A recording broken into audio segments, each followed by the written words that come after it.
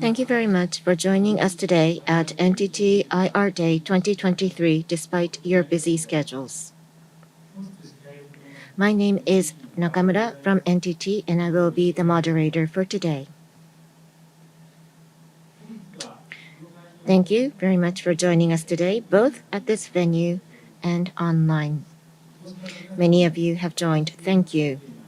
Today, we will have presentations on topics of high interest for you investors as well as a Q&A session. Today's program is as shown on the slide in front of you. We hope you will be able to stay with us until the end of the session. The session is scheduled to end around 5:10 p.m. Japan time.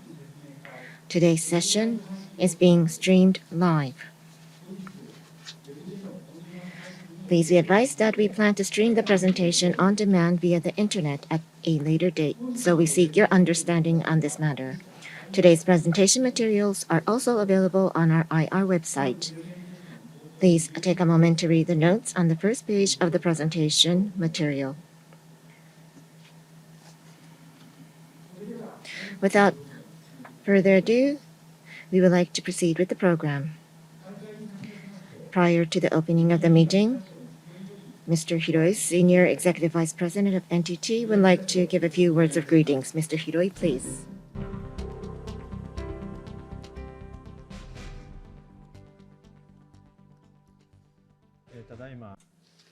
Thank you for your kind introduction. My name is Hiroi. I'm the Senior Executive Vice President of NTT. Thank you so much for joining us at IR Day for NTT. We appreciate your kind attendance. At NTT, recently, back in May, we announced the new medium-term management strategy of the company. We will be investing 1 trillion yen in growth areas. Growth areas, by the way, mean, for example, data-driven and ion-based virtualization, also delivery of circulative economy. Now today, in the context of IR Day, we would like to focus primarily on two aspects in the context of our medium-term management strategy. Let me highlight them for you. First is in relation to the issue of disclosure. We want to make sure that we're able to show update in the progress in terms of our medium-term management strategy. We believe that we need to show our progress in a more clear way. For example, we want to show, for example, ICT, business communication, regional communication, global solutions. They're categorized, and I believe that its categorizations are familiar to many of you. But as we are trying to create value based on data-driven basis, and if we are to invest in energy, for example, what impact will that have on our profit and our revenue? We're not able to provide an organized categorization for you. So that being the case, we hope that we'll be able to provide a more straightforward and more concrete categorization going forward for you.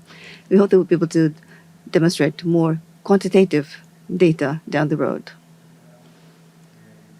The second point, as far as the second point is concerned, when we announced our medium-term management strategy, we're very much focused on strengthening our enterprise value. We also want to make sure that we're able to improve our stock price. That is the inherent purpose behind these strategies.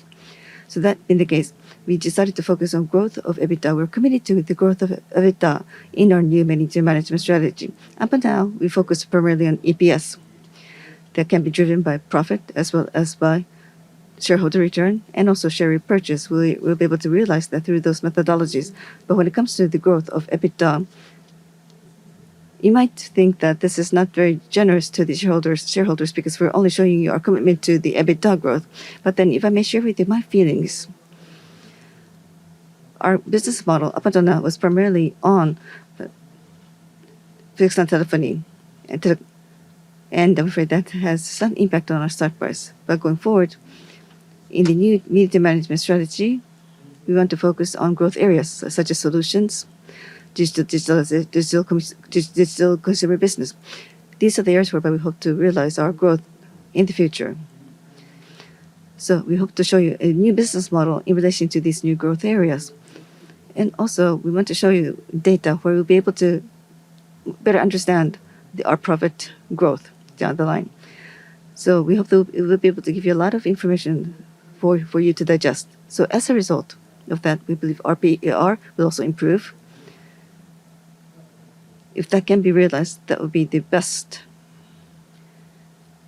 way forward for us. And as a result, we'll be able to fulfill our original purpose. So that is the thought behind the announcement of the most recent medium-term management strategy. So these are the thoughts behind our presentation today. This is the first step toward that. And so in the context of IR Day, we hope to focus on two focus areas. Now, after hearing the presentation today, we hope that we'll be able to solicit very candid views, candid comments from many of you. Your feedback really helps us to build and brush up our strategy. This also encourages us to realize enterprise growth. So we very much appreciate your feedback and your thoughts in relation to the presentation today. Thank you so much for joining us despite your busy schedule. And we'll be focusing on two major topics in the course of the presentation today. We hope that you will also bear our thoughts in mind as you listen to the presentation. So that is all for my opening remarks. Thank you for your kind attention. And please enjoy the day. Mr. Hiro, thank you very much. Now, we would like to move on to the first presentation, titled Growth Strategy of NTT Global Data Centers. The presenters are Mr. Ken Katsuyama, Senior Vice President, Head of Global Business NTT, Mr. Douglas Adams, CEO and President, NTT Global Data Centers and Marine Cable, Mr. Will Innes, Senior VP and Global Investment Officer, NTT Global Data Centers. These three will be giving the presentation. So without further ado, Mr. Katsuyama, Doug, Will, please come up on stage.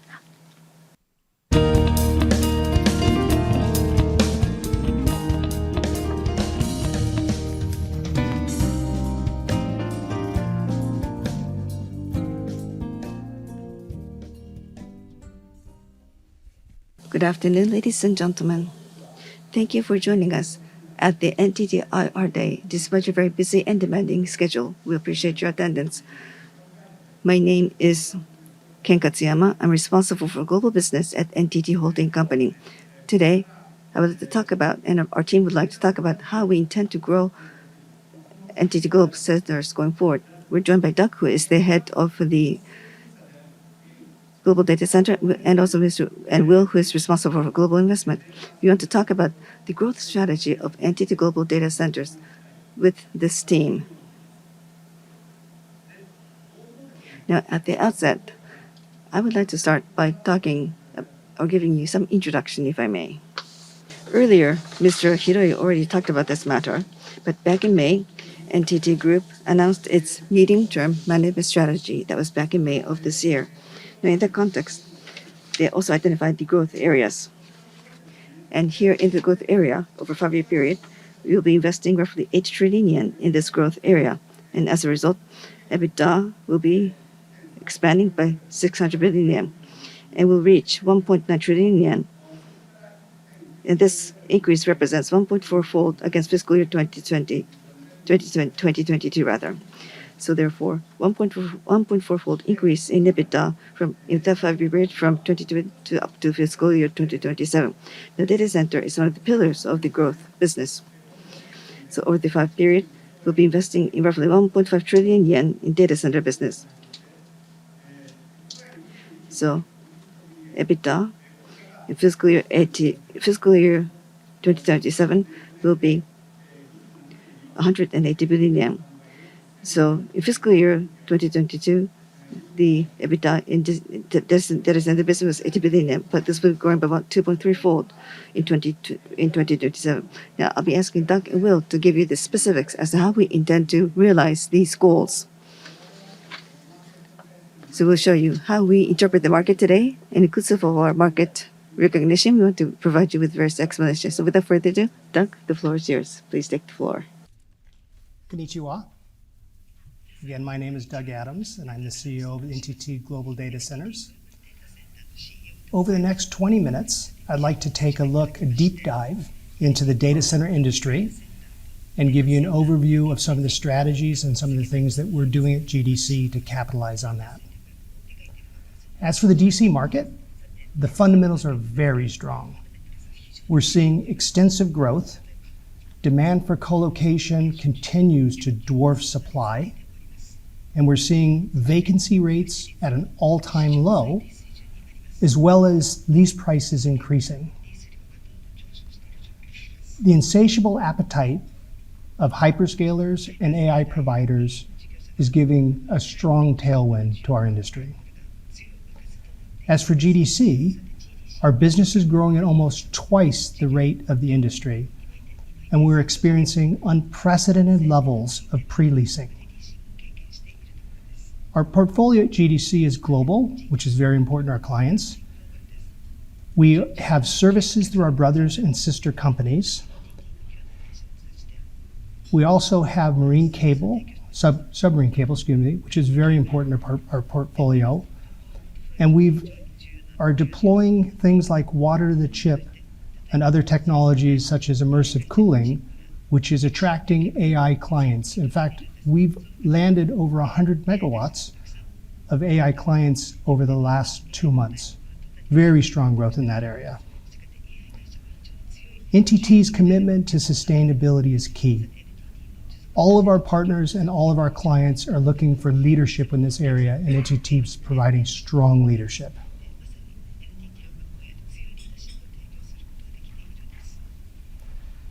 As for our positioning, NTT Global Data Centers is the only global data center provider that provides tailored colocation, services through our brother and sister companies across all 3 major verticals of retail, enterprise, and hyperscale. This, combined with our interconnection business, offers a very strong value position for our customers. We have 4 main areas of concentration or priorities within GDC. The first is accelerate revenue. We have effectively done pre-leasing, which has accelerated that, and also de-risked our profile. We deployed full stack solutions with other brother and sister NTT companies, which increases our profit overall as NTT. And we're driving our economies of scale to a new level by acting as one large business unit instead of 4 separate regions. We're doing purchasing as a global business unit. We're standardizing our product, and these are all driving cost out of our system. The second major priority is the transformation I just referenced. Instead of acting as 4 separate regional companies, we're acting as one large company, which gives us the economies of scale I described a moment ago. We're also deploying third-party capital for the first time to rebalance our balance sheet and ensure that we change our debt-to-equity ratios. And we've built very strong relationships in the process with our clients. The third key area is go-to-market for AI. AI is predicted to be as big or bigger than what we're seeing with hyperscalers today. The requirements for AI are very demanding. You can't just take a standard data center and do AI in most cases. Our data centers tend to be newer and larger than our competitive set, and many of them are AI capable today, which is why we've been able to secure such large deployments within our existing portfolio. The fourth area is employee engagement. This is a very key piece to us. We're in a competitive industry, and we want to make sure that our employees have a good place to work. They're treated with respect, they have good pay, they have good benefits. We do employee resource programs, we do extensive training, and we encourage diversity and inclusion within our portfolio of companies. Looking at the overall portfolio, we're the 3rd largest provider, as I said earlier. We have 98 sites and 148 buildings in 20 countries. We have 1.2 gigawatts of IT load currently operating, and we've got 772 megawatts of developments happening over the next year. As far as our global ranking, we are number 3. And IDC has recently recognized us as a leader because of our broad services. The fact that we're global is key to that. This is just a quick snapshot that shows our over 30 current projects under development. These are either existing properties or new properties, and many of them are already pre-sold, which substantially de-risks our portfolio and adds to a greater risk-adjusted return.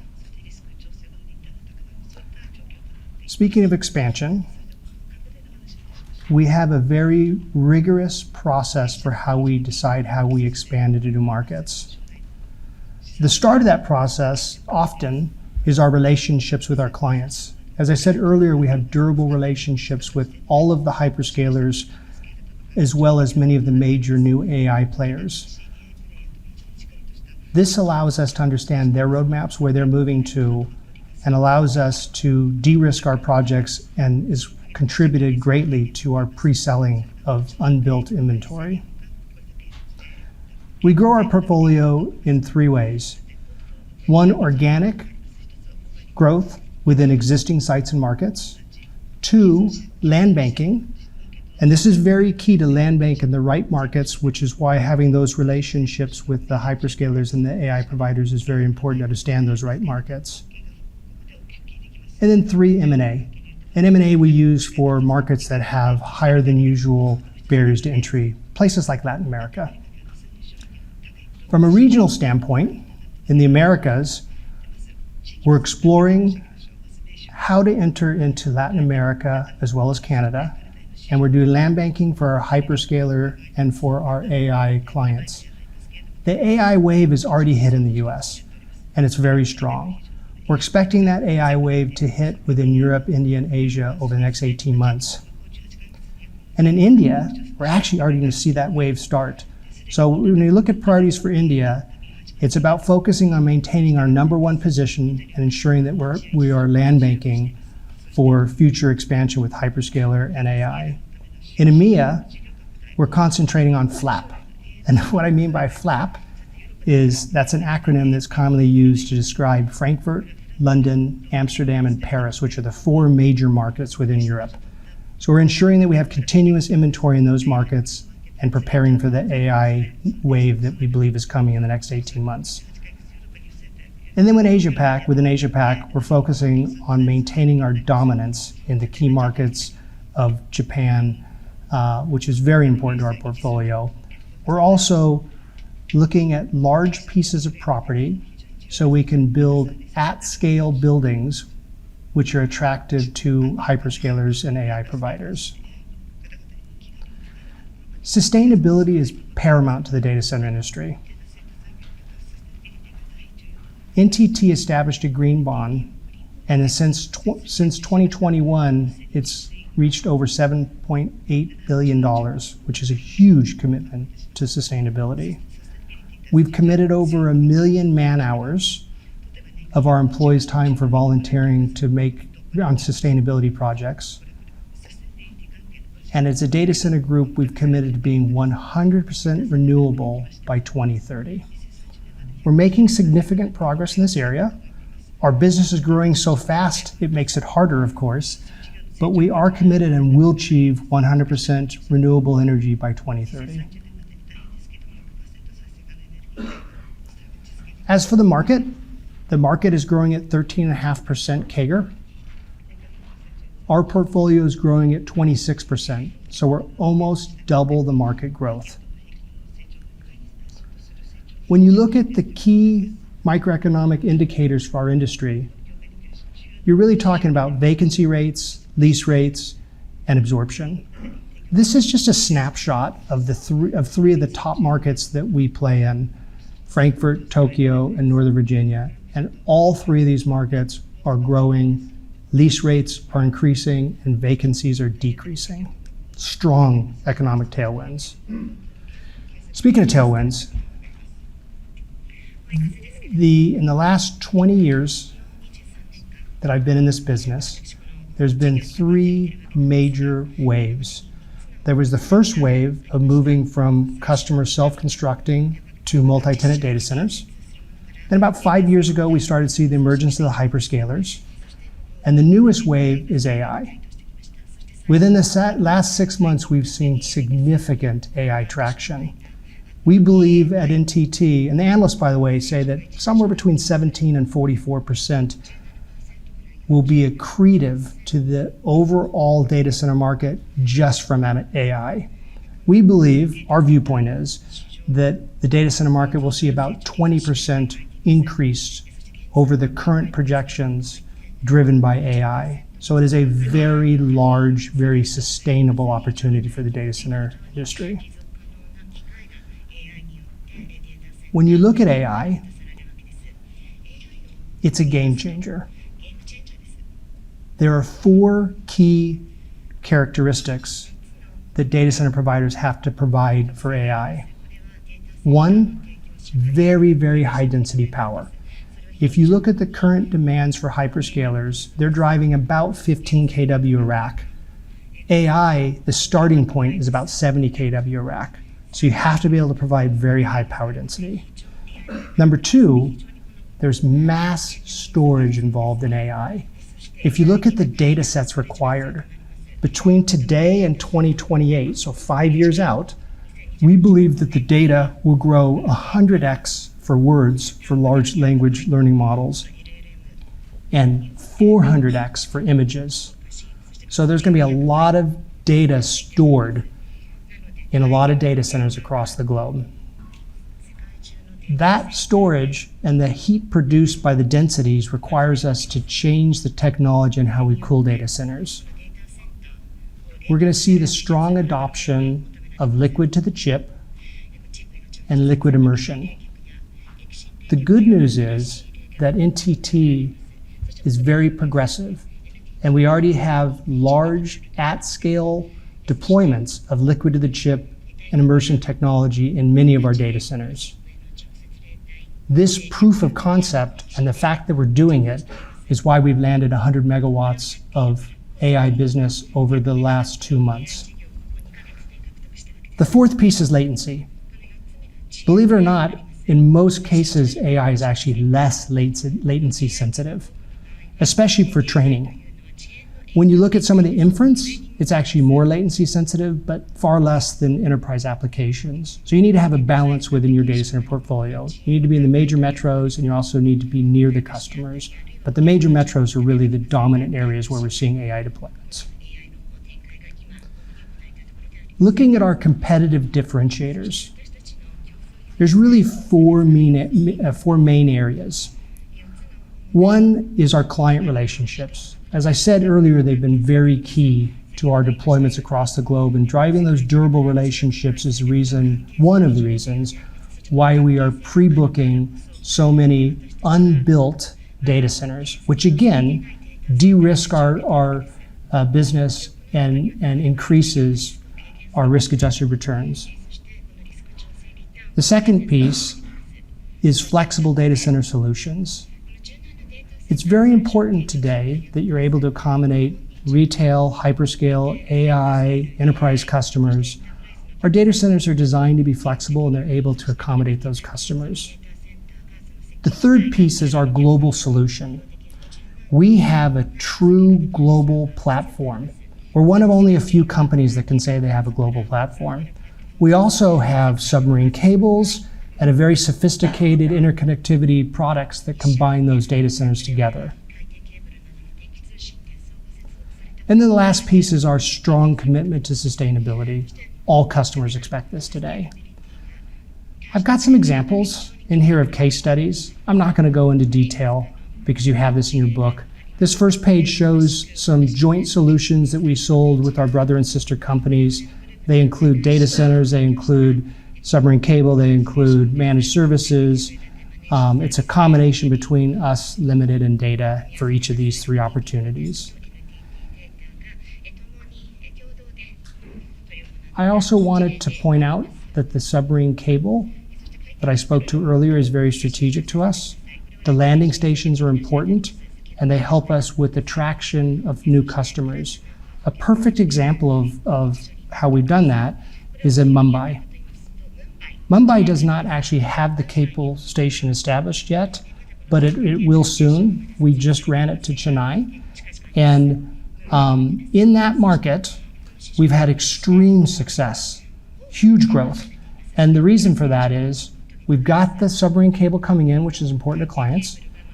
We have 3 deployments so that we can operate in all 3 availability zones for the major hyperscalers. And we also have a massive campus approach in how we manage our Mumbai business. And that guarantees the ability of our customers to continue to grow with us, which is very important to customers. And then the last piece I'll point out is Jakarta 2. Jakarta 2 is a much smaller data center. We don't have a massive campus there, but what we do have is the Apricot landing station. And we also have partnered with NTT Data to create a bit of an ecosystem. We have 50 clients in that data center, and many of those clients enjoy the connectivity to hyperscalers, and they enjoy the managed services that NTT Data is able to bring to them. So it adds high value to our customers, which is the name of the game in the data center business. With that, I'd like to turn over the lectern to Will Ennis, who is our Senior VP and Global Investment Officer.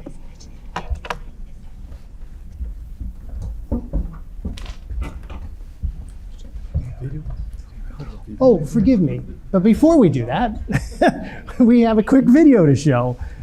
Thank you. So with that, please roll the video. And it talks a little bit about AI, the importance in our business, and what's necessary for AI. Thank you. There have been 3 well-defined waves within the data center business. The first was people moving out of their own infrastructure into shared co-location facilities. The second wave was the adoption of the cloud. The third wave that's just started is artificial intelligence. We expect AI to be about 20% accretive to the existing growth within the data center business. And NTT is uniquely suited to ride that wave. My name is Jonathan Atkin. I'm with RBC Capital Markets, and I head up the investment research team focused on communications infrastructure globally.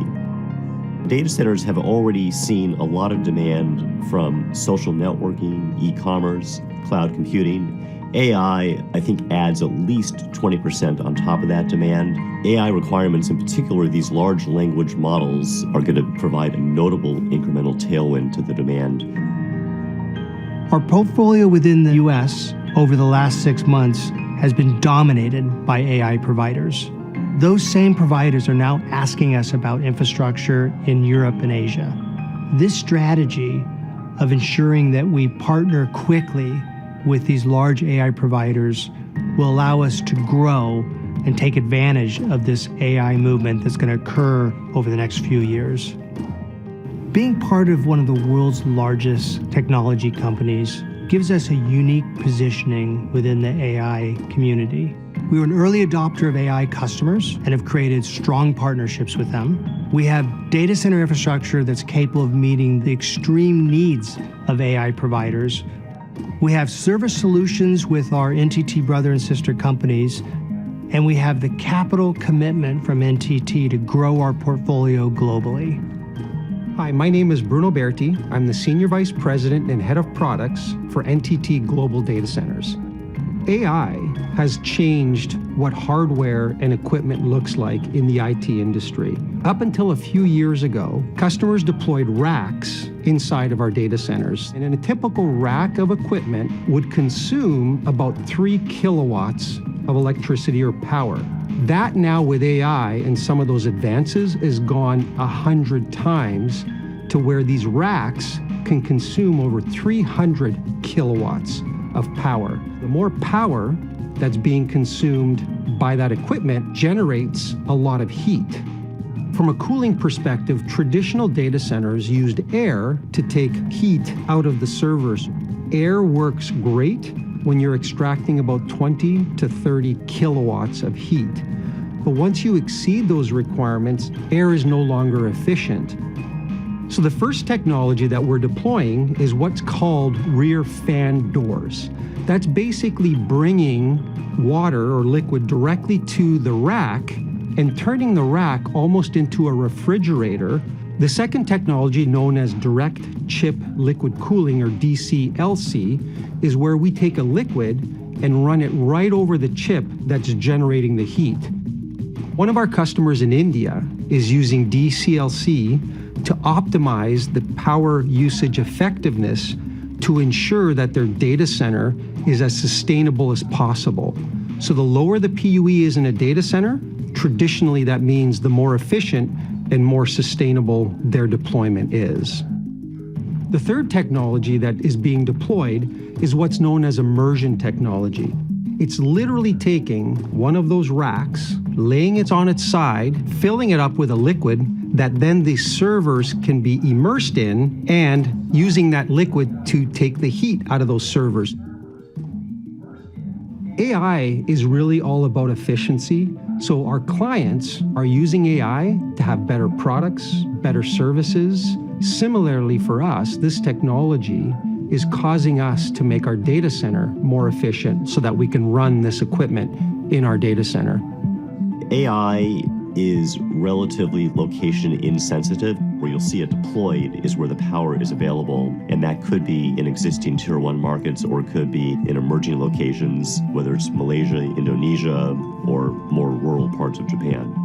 Data center providers have always and will continue to need access to land, access to capital, access to energy, access to fiber, permitting from local authorities. Companies that are best positioned to benefit are the ones that have the most diversity in terms of their geographic presence. The demand could come from anywhere, and the more parts of the globe that you have covered, the more shots on goal, so to speak, that you'll have in order to be competitive to win those requirements. In addition, the ability to execute is critical, so having a proven track record with existing hyperscalers is very important to winning business. NTT Global Data Centers is growing almost double the rate of the industry. We have strong, durable relationships with hyperscalers as well as AI companies. We have the infrastructure that meets the demands of AI, ultra-high density infrastructure, and we have a global platform. These three things are what's created our ability to grow much faster than the rest of the industry and will continue to propel our growth over the next 5 years.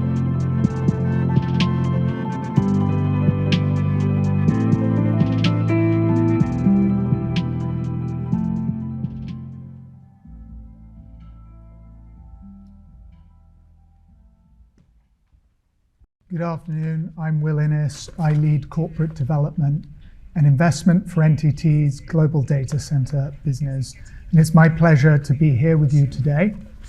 I'll take you through a brief snapshot of NTT GDC's financial performance. Please note these figures exclude our Hong Kong and Japan assets, which form part of the GDC platform, but are held by NTT Communications. First, looking at revenue, this rose to $1.58 billion in FY22, a robust 21% year-on-year increase on FY21, equating to a 26% CAGR over the period from FY20 to FY22.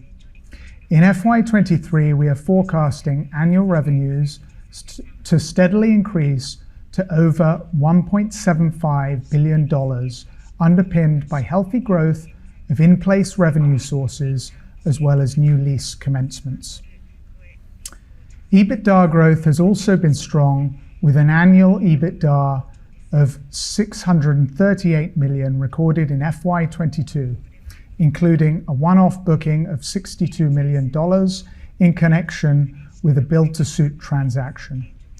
Adjusting down for non-recurring items, this delivered a 17% CAGR over the period from FY20 to FY22. We are forecasting an FY23 EBITDA of $628 million, representing a healthy increase on last year's adjusted EBITDA of $576 million.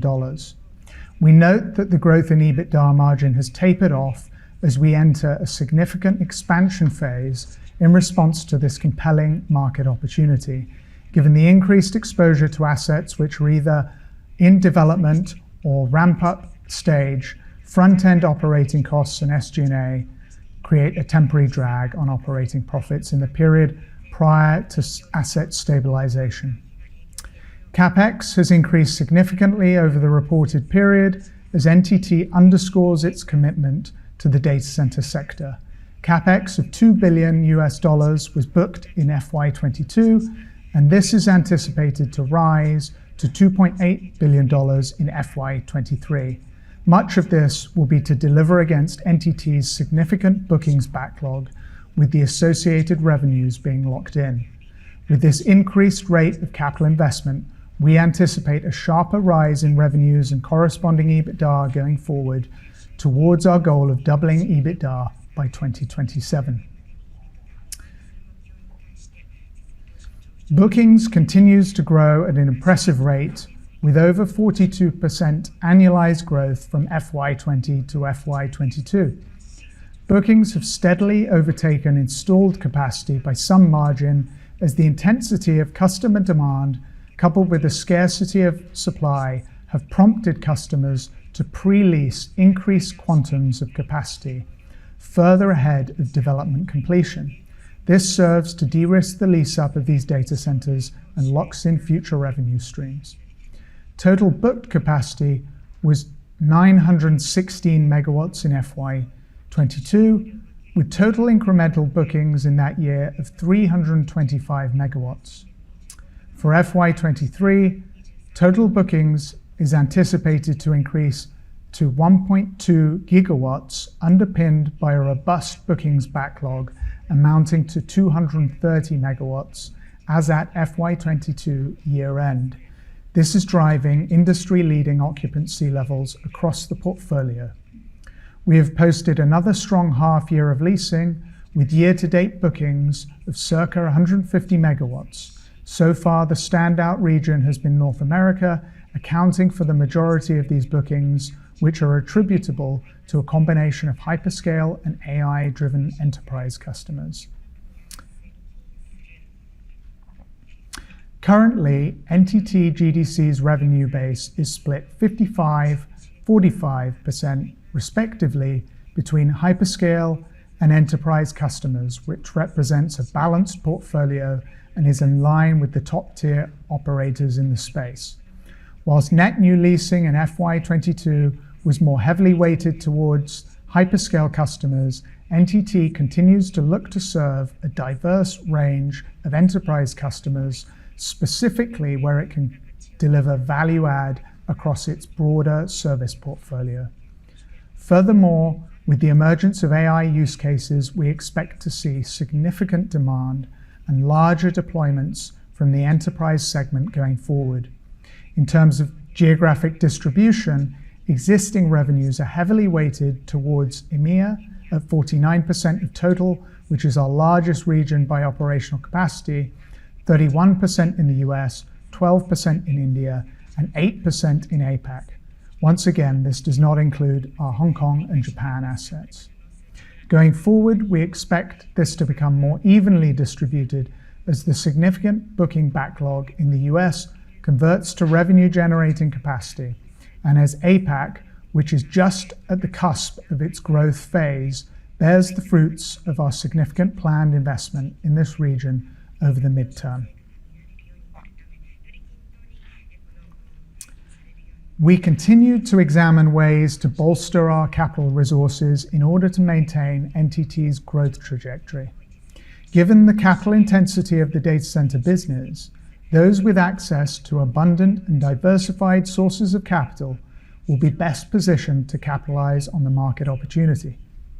NTT's committed investment of 1.5 trillion Japanese yen into data centers provides significant balance sheet capacity and will enable us to remain agile in order to respond quickly to opportunities in an increasingly dynamic market environment. To date, NTT has already taken steps to broaden its capital base, having tapped private institutional capital in the form of 4 existing joint venture partnerships established in Asia, India, and Europe.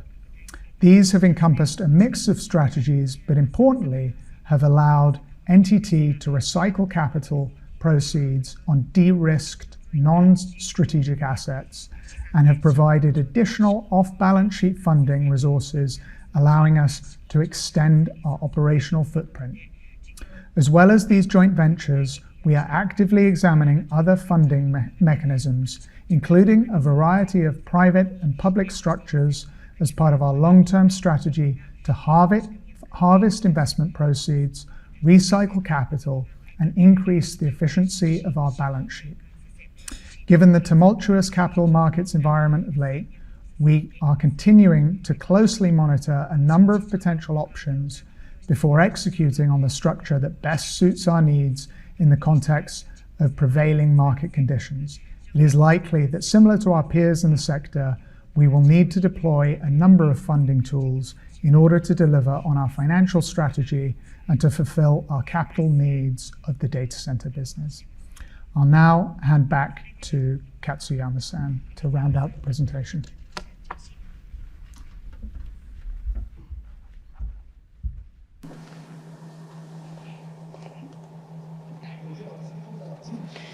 Then from me, I would like to add some comments regarding our capital strategy.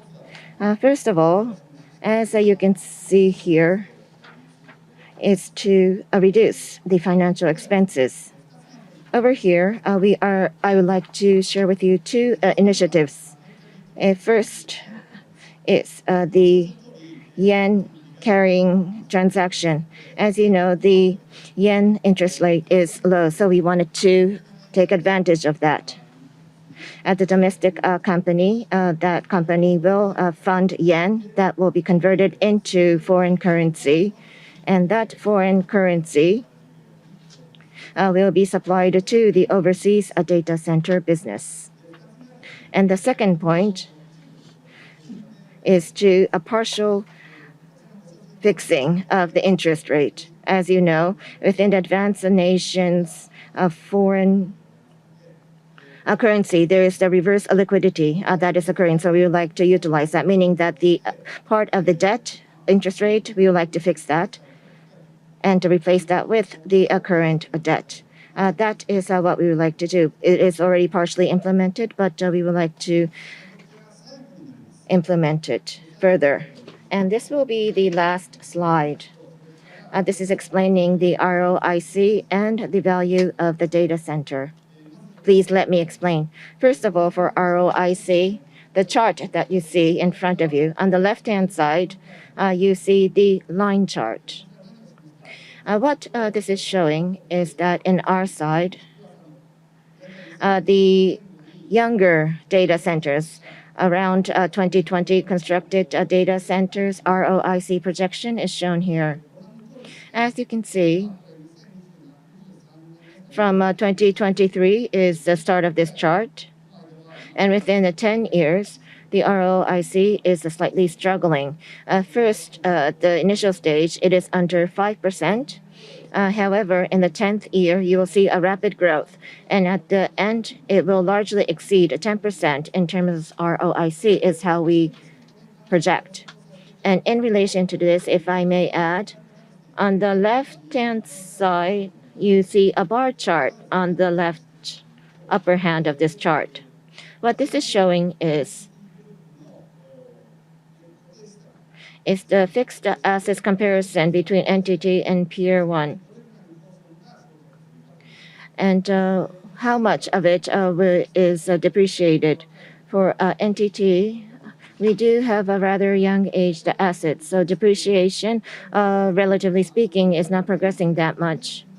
This is just a section view, ROIC level. When you compare it with the peers, this may become a disadvantage factor. However, if you look at the levels, we are at par in terms of ROIC with our competitors. And as I've mentioned before, in the long-term perspective, it will be a full capacity. The data centers will be full, and the asset expense is going to be smaller, which will bring down the ROIC. And we have the proactive utilization of the third-party capital, as Will has explained. So by doing such a thing, the overall business's profitability, we would like to effectively control that. And lastly, the line chart on the right-hand side. This is showing the peer 5 companies of the data center business, the multiple. This is the enterprise value divided by EBITDA. If you look at the historical trend, it's about 20 times, and recently it is over the above multiple of 20.